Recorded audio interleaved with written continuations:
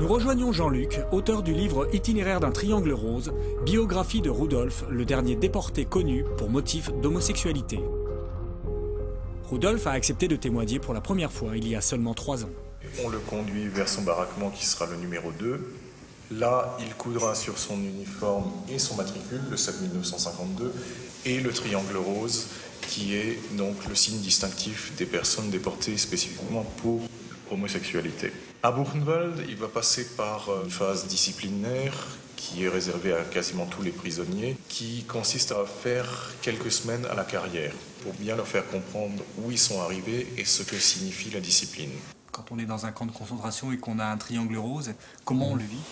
Das Einzige, was war die SS, wenn sie gekommen waren, dass sie wieder mal ein paar Homosexuelle mitgeschleppt hatten und irgendwo auf der Straße verschossen, wie ich gehört habe. Rudolf, pour rappel, est couvreur de profession et au début de l'année 43, il est affecté au commando Bauhof, c'est-à-dire bâtiment et entretien. S'il avait été plus jeune et sans qualification ou encore plus âgé, peut-être que son sort aurait été différent. Il s'en est certainement mieux tiré que d'autres. D'autres qui ont été également utilisés pour des expériences pseudo-scientifiques ou pseudo-médicales par les médecins du camp, par exemple. L'infâme Dr Vernet, qui était un Danois, avait mis en place des traitements hormonaux en vue d'arriver à une inversion de polarité sexuelle, comme on disait, donc de faire passer un homo, le faire passer hétéro. À partir de fin 44, les choses changent, le vent tourne et on se rend bien compte que l'issue de la guerre est plus ou moins jouée.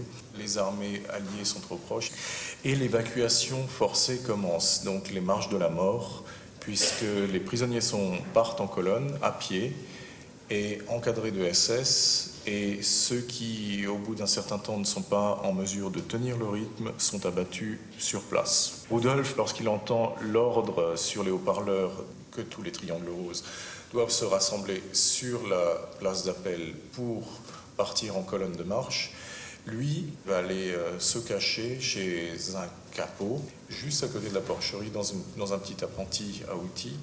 Et c'est là qu'il va passer les quelques derniers jours de l'existence du camp. Wir sind von den Buchenwald, in den Konzentrationslager, sind ja befreit worden von den Amerikanern. Und da hat ein Offizier gesagt, ihr Menschen, ihr Homosexuellen, seid jetzt die freien Menschen und anerkannt. Und ihr werdet jetzt leben wie andere Menschen auch. Pourtant, il faudra attendre 1969 pour que le paragraphe 175 dans sa version nazie soit suspendu en Allemagne de l'Ouest. 1990 pour que l'Organisation mondiale de la santé retire l'homosexualité de sa liste des maladies mentales.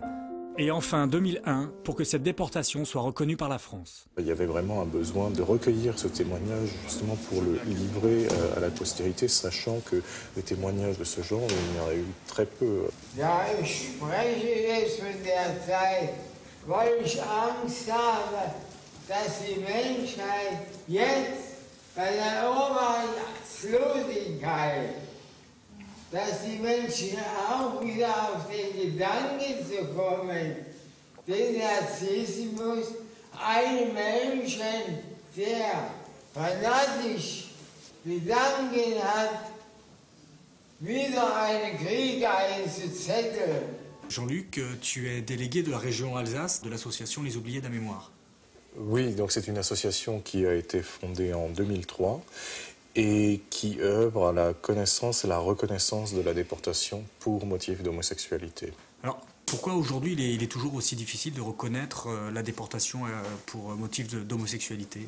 C'est peut-être l'homophobie de certaines personnes qui estiment que la déportation pour homosexualité n'est pas aussi louable, entre guillemets, qu'une déportation pour un autre motif. Ensuite, on a fait l'amalgame entre homosexualité comme motif de déportation et homosexualité comme pratique imposée à l'intérieur des camps de concentration.